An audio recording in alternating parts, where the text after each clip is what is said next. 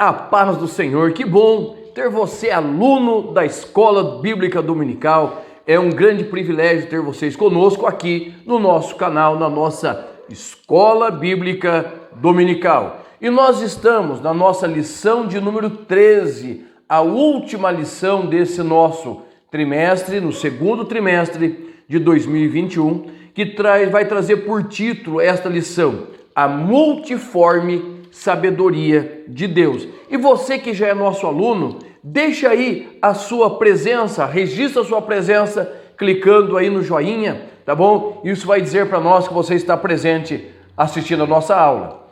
A nossa leitura, o nosso texto áudio, ele se encontra em Efésios, capítulo de número 3, versículo 10, que diz assim: para que agora, pela igreja, a multiforme sabedoria de Deus seja conhecida dos principados e potestades dos céus. Efésios, capítulo 3, versículo 13. A verdade prática: a multiforme sabedoria de Deus vai além da compreensão humana e é demonstrada ao mundo pela Igreja de Cristo.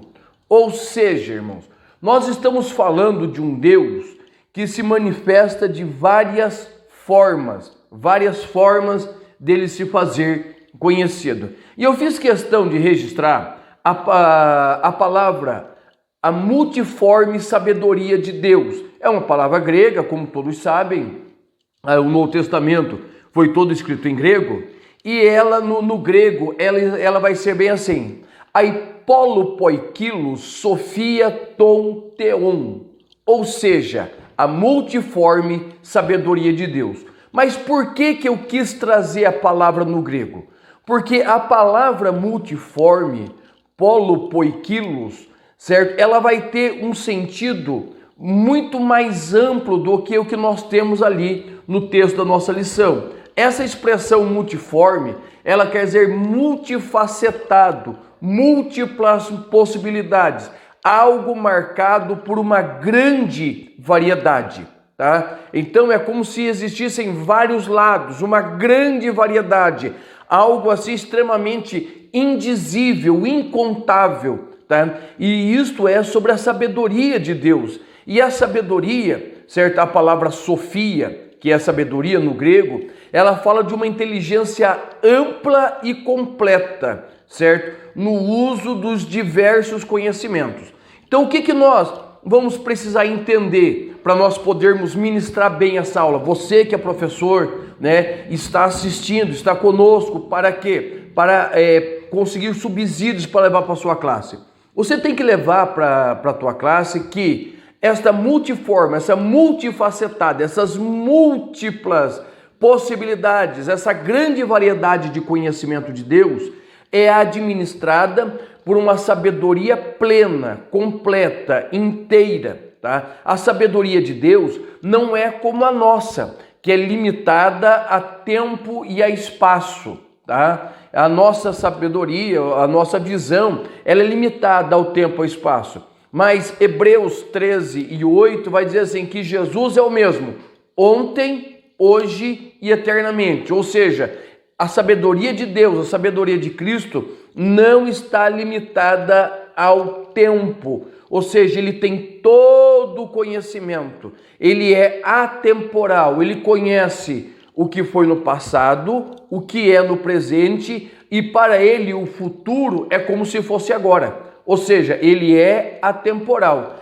E a sabedoria de Deus também está revelada ali no Salmo de número 147, verso 5, que o salmista vai dizer assim: grande é o Senhor, muito poderoso, e o seu entendimento não se pode medir, certo? Outras traduções vai dizer: a sua sabedoria é sem medida. Então, nós estamos falando de um Deus que ele opera como quer, aonde quer e da forma que quer, com uma sabedoria que é indizível, incontável, insondável, tá? E tudo isso nós estamos aplicando aonde? Nos dons espirituais. E é sobre isso que nós vamos falar diretamente ali no nosso primeiro subtópico, no nosso primeiro tópico. O nosso primeiro tópico vai dizer assim: os dons espirituais e ministeriais, tá? E o que eu preciso ressaltar para você? Nós pentecostais, certo?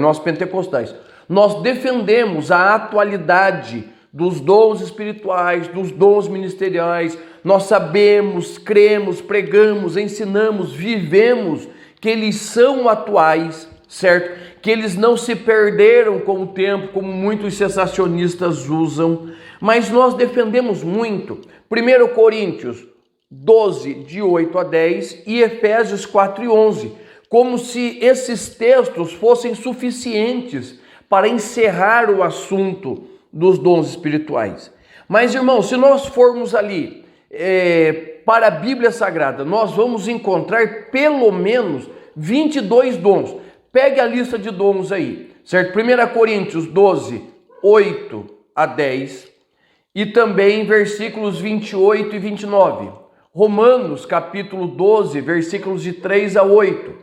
Efésios 4 e 11. 1 Coríntios 7 e 7. Tá? E nós vamos ter lá, ó, eu listei pelo menos 22 dons. Começa lá: administração, artesanato, discernimento, evangelismo, exortação, fé, pobreza voluntária, cura, ajuda, hospitalidade, intercessão, conhecimento, liderança, misericórdia, milagres, pastorados, profecia, serviço, ensino, línguas e sabedoria. Pelo menos 20 dons, tá? E o que nós precisamos compreender? Que quando nós batemos somente nos 9 espirituais, né, frisamos os 9 espirituais e também os 5 ministeriais, nós estamos falando num total de 14, deixando outros de lado, que eles vão servir o quê? De base para o desenvolvimento da igreja. Dons de serviço, sabe aquele irmão, aquela irmã que voluntariamente limpa a igreja, que estão sempre prontos, irmãos que ajudam na organização voluntária da igreja. Todos eles, irmãos, fazem parte, eles têm um dom, uma chamada de Deus. Talvez não seja apóstolo, profeta, mas eles fazem parte o quê? Da administração, o tesoureiro, o pessoal da secretaria. Nem sempre são pastores, às vezes recebem o título, mas eles não têm um ministério pastoral. Mas o dom está agindo dele, o dom de administração. E tudo isso, irmãos, faz parte do nosso ministério cristão. E a ideia é exatamente essa, que esses dons, esses ministérios, eles fazem parte de uma ampla e variada sabedoria desse Deus, a multiforme sabedoria de Deus, que vai chamando, capacitando e colocando homens e mulheres para desempenhar o quê? A função necessária dentro do corpo, dentro da igreja de Cristo, tá? Então, quando nós entendemos isso, nós entendemos que a manifestação do Espírito é dada a cada um para o que for útil, isto é, o Senhor sabe, grife esse sabe, Ele sabe o porquê e a necessidade de cada igreja e indivíduo. E o que na hora que os dons são manifestados. Então, o Senhor, Ele não faz as coisas à revelia. Tudo que o Senhor faz tem um porquê, tem um motivo. E essa manifestação dos dons é para quê? Querendo o aperfeiçoamento dos santos, para a obra do ministério, para a edificação do corpo de Cristo, até que cheguemos à unidade da fé, ao conhecimento do Filho de Deus, a varão perfeito, a medida e a estatura de Cristo. Tá? Ou seja, tanto 1 Coríntios 12, 7, quanto Efésios 4, 12 e 13, deixa claro para nós que estes dons não são para formar elite ou formar uma casta espiritual, mas sim para formar um corpo, um organismo vivo, um organismo cheio da presença do Espírito de Deus, que é aquilo que nos une e nos faz crescer. O Senhor coloca cada um na sua função. O Senhor, Ele conhece as nossas capacidades, Ele conhece as nossas limitações e dentro dessa sabedoria nos capacita com dons para a sua igreja. Agora preste atenção, se esta aula está ajudando, abençoando você, eu quero pedir, deixa a sua inscrição aqui no vídeo, certo? Tem um botãozinho vermelho dizendo inscreva-se. Assim você vai receber de primeira mão o nosso material. Nós estamos comentando as lições de escola bíblica dominical da classe dos adultos da CPAD. Se você deixar o seu material, a sua inscrição, o nosso material vai chegar em primeira mão e você vai poder ajudar muito os teus alunos e os grupos de WhatsApp que você pertence, tá bom? Vamos continuar? O nosso tópico de número 2 vai dizer assim: bons despenseiros dos mistérios divinos, tá? Então, o que é o dispenseiro? No Antigo Testamento e também no Novo Testamento, certo? O dispenseiro, ele vai ser o encarregado da casa. Você pode ver isso lá em Gênesis 43:19 e também Isaías 22:15, isso no Antigo Testamento, certo? Fala de alguém que é responsável por cuidar da casa, por manter a casa. Gênesis, nós vamos falar exatamente de José, que foi o mordomo, ele tanto da casa de Potifar quanto da casa de Faraó, ele tinha tudo, estava tudo nas suas mãos, tá? E o que nós vamos ver? Que no Novo Testamento nós vamos ter duas palavras para a questão do dispenseiro. A primeira palavra é epitropos, certo?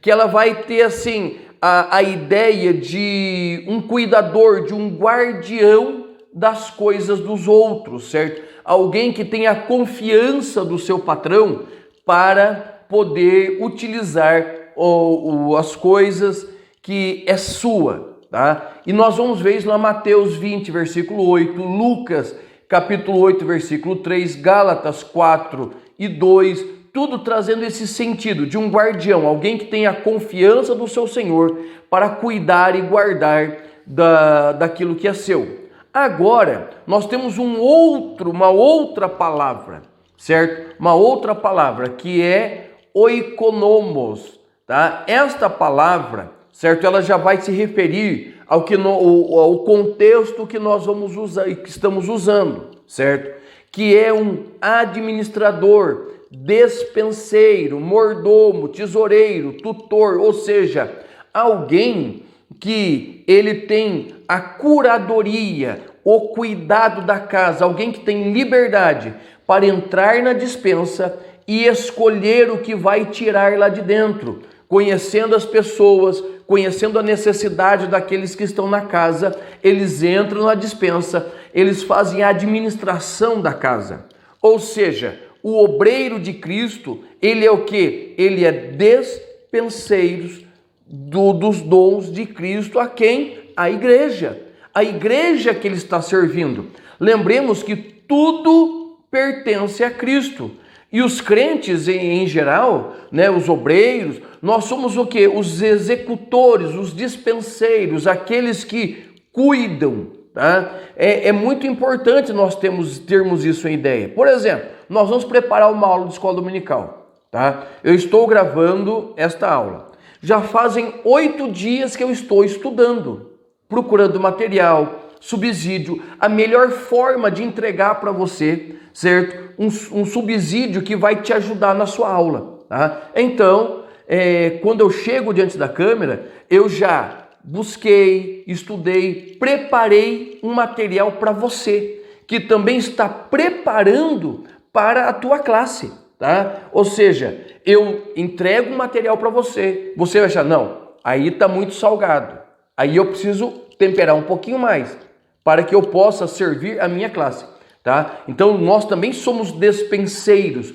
da graça e do conhecimento de Deus. Então, os crentes, eles têm o quê? A responsabilidade de administrar. Nós fomos admitidos por Cristo, aceitos por Cristo, para que administrar os nossos dons, os nossos talentos para a igreja do Senhor, tá? Então, é muito importante nós compreendermos isso, que o Senhor nos chamou para este tempo, para servir a igreja no meio da pandemia, nas dificuldades sociais, morais que a igreja está servindo, que a igreja está vivendo. O Senhor nos chamou para dispensar, para executar, para administrar a sua vontade no meio da igreja, tá? E isto vem o quê? Da sabedoria de Deus, da multiforme, multifacetada sabedoria de Deus administrada em nossas vidas, nos dando condições de servir ao reino com poder e grande glória. E o nosso último tópico, ele vai dizer assim: os dons espirituais e o fruto do Espírito. Vou colocar uma opinião muito pessoal minha aqui, certo? Já que a CPAD já reeditou algumas lições, na sequência dessa, para mim, seria muito necessária que ela reeditasse uma lição de 2017 que o pastor Osiel Gomes comentou, que era as obras da carne e o fruto do Espírito. Como o crente pode viver a verdadeira batalha espiritual travada diariamente, tá? Eu acho que não depois desta que nós estamos passando agora, que nós estamos falando sobre dons espirituais, mas eu creio que nós deveríamos já ter estudado antes os frutos, porque para mim, Emerson, nós precisamos, antes de exercer os frutos, nós precisamos manifestar os dons. Antes de nós exercermos os dons, nós precisamos manifestar o fruto do Espírito em nós, tá? E vamos falar sobre a questão do fruto do Espírito, tá? Vamos pensar numa planta, certo? Vamos pensar numa planta. Quando começa a surgir os frutos de uma planta? A partir do momento que você enterra a semente, surge o fruto? Não. Quando ela começa a crescer, soltar suas primeiras folhas, seus primeiros galhos, não. A maioria das árvores frutíferas, a partir do momento que ela começa a brotar, vai levar 2, 5 anos. Tem árvores que chegam a levar 10 anos para frutificar, certo? Para estar plenamente em produção. Ou seja, existe um tempo de desenvolvimento em que esta planta ela vai fazer o quê? Ela vai amadurecendo, ela vai lançando suas raízes, ela vai estruturando o seu caule, ela vai lançando os seus galhos, tá? Então existe um tempo de desenvolvimento, um tempo de crescimento, para que quando ela chegue na frutificação, ela possa estar completa, plena, certo? Ela possa estar o quê? Lançando os seus frutos de tal maneira que as pessoas possam chegar e até se pendurar nela para colher o que ela tem, certo? Então, a frutificação começa com alguns frutos, demonstrando que a planta já está chegando na maturidade, tá? E na sequência, quando ela está plena, ela está madura, é sinal que todas as suas raízes, a sua raiz já está firme, sólida, e os seus galhos são capazes de suportar todas as situações, coisas adversas, tá? Então é muito importante, irmãos, nós compreendermos esta ideia da frutificação. E quando nós pegamos e olhamos para a vida espiritual, nós vamos ver que é muito semelhante, tá? Muito semelhante. Quando Paulo escreve lá 1 Timóteo 3:5, e ele vai falar da questão dos obreiros, no caso seria presbíteros, tá? Ele vai falar que o presbítero não pode ser neófito, certo? Você já procurou o que é neófito? Ah, neófito é novo na fé. Sim, é novo na fé. Mas a palavra neófito, ela vem de uma palavra de uma junção de duas palavras gregas, neo e fitos. Neo vai falar de algo novo, algo que está nascendo, e fitos, algo que foi plantado. Então, na visão de Paulo, o que é um neófito? É alguém que foi recentemente plantado, ou seja, o obreiro cristão ele não pode ser alguém que foi recentemente plantado. Por quê? Porque ele não tem raiz, ele não tem estrutura para suportar ventos, tempestades, tentativas de ser arrancado, certo? E além do mais, existem períodos de seca, certo? Existem períodos de chuva excessiva. Então, o obreiro cristão, certo? O crente de uma forma geral, mas nós estamos falando aqui do ministério, certo? Ele precisa estar de tal maneira posto, arraigado em Cristo, que nada vai tirar-lhe da posição que Cristo lhe chamou, tá? Então, isso é muito interessante nós olharmos, tá? É igual uma pessoa, certo? Está há 50 anos na fé. E maturidade, irmãos, não tem nada a ver com o tempo, certo? O tempo ajuda a amadurecer, mas a maturidade não tem nada a ver com o tempo de crente, com o tempo de vida. Eu acho que você conhece, eu também conheço pessoas que têm 50, 60 anos de idade e agem como adolescentes.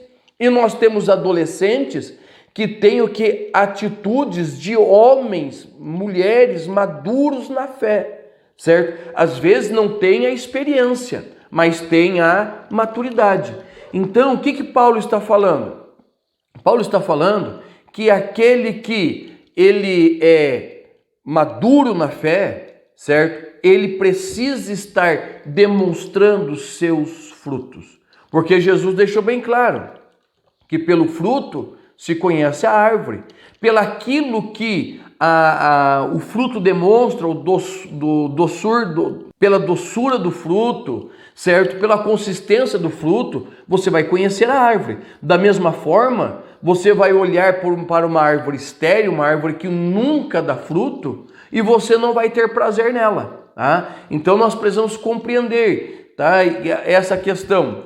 E para nós frutificarmos, o que é necessário? Primeiro, é necessário ter nascido de novo, porque quem é nascido de novo tem o poder do Espírito em ação para mudar a vida, tá? O fruto do Espírito, nós não estamos aqui, nós não vamos detalhar os frutos, mas a ideia do fruto do Espírito é começar o quê? A demonstrar Cristo em nós, tá? Então o fruto ele vai literalmente contrastar com as obras da carne.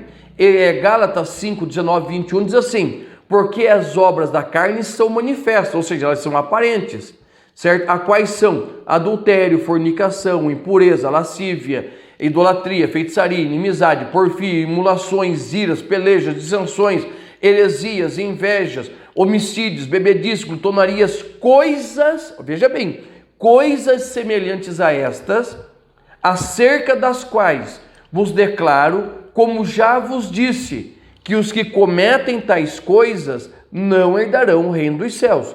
Não é só o que cometem estas coisas, mas os que cometem coisas semelhantes a estas, certo? Serão, condenados, certo? Não herdarão o reino dos céus.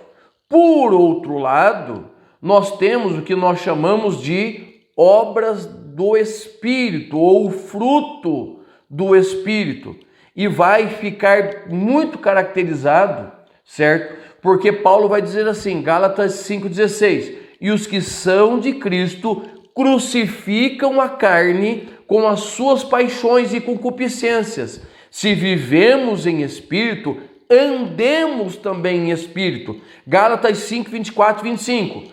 Andar no Espírito pode soar um pouco místico, né? Como andamos no Espírito? Para que as obras da carne não mais apareçam em nossas vidas, mas sim o fruto. É simples. João 6,63. As palavras que vos digo são Espírito e vida. Ou seja, irmãos, preste atenção. Em todo tempo, a Bíblia, Jesus nos chama para andar, para nos mover no Espírito. Não é para mover no manto. É para vivermos uma vida espiritual, uma vida espiritual nos relacionamentos, uma vida espiritual no serviço. Não é que você vai viver falando em língua estranha e profetizando, mas quem olhar para você vai ver o quê? Cristo se manifestando em você, tá? Cristo se manifestando em você. Agora só deixa eu dar um parênteses aqui. A aula tá ajudando você? Sabe aquele grupo de WhatsApp que você pertence, né? Manda para eles. Ajuda esse pessoal também a preparar melhor a aula deles, certo? Nós estamos aqui preparando a sua aula. Ajude os teus amigos a preparar a deles, tá? E vamos continuar então? Então a ideia, irmãos, é exatamente essa, tá bom? Que nós fazemos o quê? Vivermos, nos movermos no Espírito. Paulo vai dizer assim, Romanos 8,13, porque se viverdes segundo a carne, morrereis, mas se pelo Espírito mortificardes as obras da carne, vivereis. Ou seja, irmãos, nós temos a condição de escolher. Como que nós vamos viver? Nós vamos viver, certo? Alimentando a carne, certo? Fortalecendo a carne, ou nós vamos matar a carne para que o Espírito possa frutificar em nós. E isso não é o Espírito Santo que faz, certo? O Espírito Santo nos ensina, nos mostra a necessidade da santificação. Agora, se santificar é um ato meu, eu santifico a minha vida, certo? É um trabalho que devemos fazer conscientemente, escolher e nos entregar ao Senhor. Então, o fruto do Espírito surgirá nas nossas vidas e experimentaremos uma abundância cada vez maior de vida, a vida do Espírito. Isso quer dizer que eu e você, nós temos que tomar uma decisão, certo? A decisão de viver por Cristo, para Cristo, em Espírito. Esta decisão de nos mover no Espírito, para que, irmãos? Para vivermos uma vida que agrade ao Senhor. E o Senhor, vamos voltar, na sua multiforme sabedoria, ao nos escolher para o ministério, a nos separar, a nos nomear, ele faz o quê? Ele está dizendo assim, eu creio que você consegue, eu creio que é possível viver uma nova vida através do Espírito, tá bom? Eu quero agradecer muito você que esteve conosco todo esse trimestre assistindo, compartilhando, comentando, você que se inscreveu, você que nos ajuda, tá? E eu quero dizer que nós já estamos preparando o material para o próximo trimestre, né? E vai ser uma bênção para as nossas vidas, ok? Deus te abençoe, em nome de Jesus.